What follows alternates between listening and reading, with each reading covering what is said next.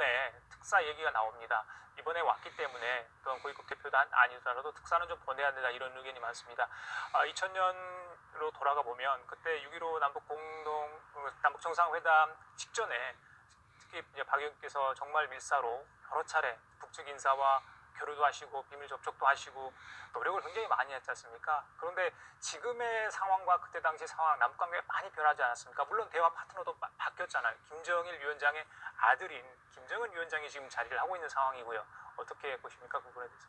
당시는 처음 시작이기 때문에 우리가 처음 접촉을 할 때는 밀사라는 용어를 썼지만 그 다음부터는 김대중 대통령 특사 이렇게 호칭을 했습니다. 그래서 아무래도 그때와 지금은 좀 다르죠. 그래서 문재인 정부에서는 좀 더 공개적인 그러한 접근을 하고 있다. 그렇게 보는데 사실 지금 현 문재인 정부의 대북 접촉을 했던 경험자들이 많거든요. 서훈 국정원장 믿으면 됩니다. 조명균 통일부 장관 믿으면 되는 거예요. 그분들이 전문가들입니다. 그 서훈 국정원장은 저랑 함께 다녔어요. 그러셨잖아요. 그 사실 남북 협상에 사실 뭐 전문가로 지금 알려져 있는데 마저 이야기하셨으니까 여쭙게요. 지금 이제 대북 특사로 누구를 보낼 건가 이야기가 되고 있는데 거기는 이제 국정원장 얘기도 나오고 조명균 통일부 장관 얘기도 나오고 그 외에 다른 분들 이제 언급이 되고 있는 상황입니다만은 글쎄요, 급과 또 과거의 어떤 협상의 어떤 경험이 있는 분들로 가야 된다는 게 아마 공통적 의견은 같습니다. 어떻게 보십니까? 2000년 당시 북한에서 요구한 것도 김대중 대통령 최측근이 보내줬으면 좋겠다. 그렇게 하는 요구했습니다. 의사가 있었습니다. 그래서 제가 가게 됐는데 이번에도 김정은 위원장의 특사로 백두혈통 김여정 부부장이 왔다고 하면은 저는 문재인 대통령과 완전히 운명을 같이 하는 그런 분이 가셔야만이 김정은 위원장이 또 북측에서 문재인 대통령의 음성을 듣게 될 겁니다. 그래서 제 경험상 싱가포르에서 맨 처음 만났는데 그때는 이제 숨겼어요. 그 송호경 아태 부위원장 말씀하시죠. 지금은 자꾸 하셨죠. 2004년에 돌아가신 거 알고 있는데. 그런데 그분이 제가 당시 김대중 대통령은 그때 베를린에 가셔서 베를린 선언을 합니다. 그 문안을 가지고 제가 쭉 설명을 하니까 송호경 특사가 그런 얘기를 하더라고요.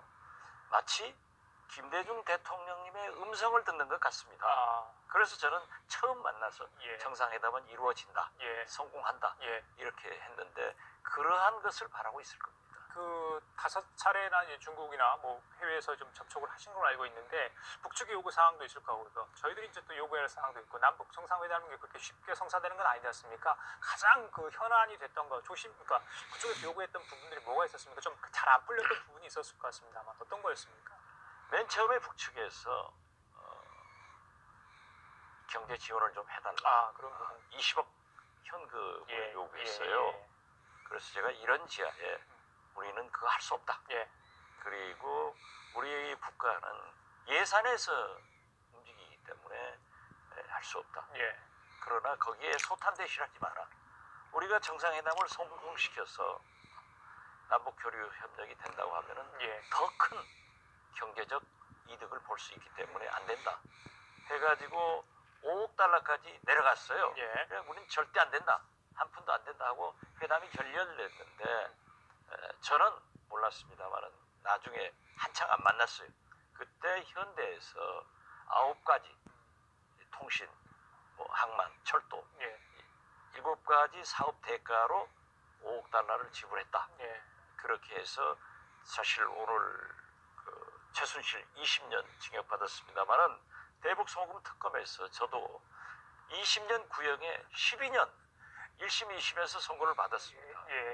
그래서 뭐 다행히 저는 대법원에서 무죄 파기환송돼서 나왔습니다만은 어떻게 됐든 그 현금 지원을 요구한 게 같습니다. 그래서 여쭤보고 싶은 게 그겁니다. 이제 북측에서 남북 정상회담을 여는 어떤 대가로 뭔가를 바라지 않을까? 그러니까 어떤 현물이나 금전적인 대가 외에 그러니까 저희들이 가장 지금 이제 현안이 되고 있는 남북 군사 훈련의 어떤 중단 내지 축소랄지 좀 민감한 부분을 좀 요구를 한다면 저희들이 좀 거부하기 어려운 거 아닌가 이런 생각이 들거든요. 노무현 정부 때 예. 북한을 접촉하는 노무현 정부 실세 몇 분이 저한테 자문을 구했어요. 예. 좀 중국에서 만나자고 하는데 좀 뭘 선물해야 되지 않는가. 그래서 예. 절대 하지 마라. 그러한 것을 정부에서 하면 안 된다 해서 노무현 정부 때 일체 없었어요. 없었고 지금은 북측에서도 우리 사정을 잘 알기 때문에 무리한 그런 현금 지원이나 경제 지원 같은 것은 사실 북한의 핵 문제는 북미 간의 문제이기 때문에 미국과 대화해서 오히려 경제 지원, 경제 제재 해제 이런 것들을 요구할 겁니다. 예. 그 남북 정상회담이 성사되려면 주변국의 이해 내지 협조가 좀 절실할 것 같아요. 물론 국내 여론도 일치된 의견이 나와야 되겠죠. 당위성이 좀 필요할 것 같고요. 그 당시에 그 미국의 이제 클린턴 행정부 아니었습니까? 그렇죠. 네. 많이 이제 도움을 줬다. 또 이제 또 북미 간의 관계를 하려고 애를 썼던 부분도 있었는데 지금 상황은 좀 그렇지 못한 부분이 있어요. 미국을 좀 설득하거나 하려면 지금은 어떤 노력이 좀 필요하다고 보십니까? 저는 트럼프 대통령은 사업가 출신이란 말이에요. 그러니까 모든 것을 손익 개념으로 생각을 하더라고요.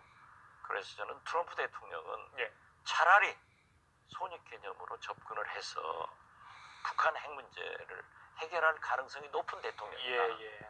오히려 클린턴, 오바마, 지금 미국에서 가장 존경받는 대통령들 아니에요? 그런 분들도 해결하지 못한 것을 나는 한다. 라고 해서 저는 그 트럼프 대통령을 세일스맨, 프레시던트 합쳐서 저는 세일스던트라고 부릅니다만은 저는 기대를 하고 있습니다. 그리고 거듭 말씀드리지만 미국과 정상회담의 성공을 위해서는 완전한 신뢰를 가지고 협력을 받아야 됩니다. 그리고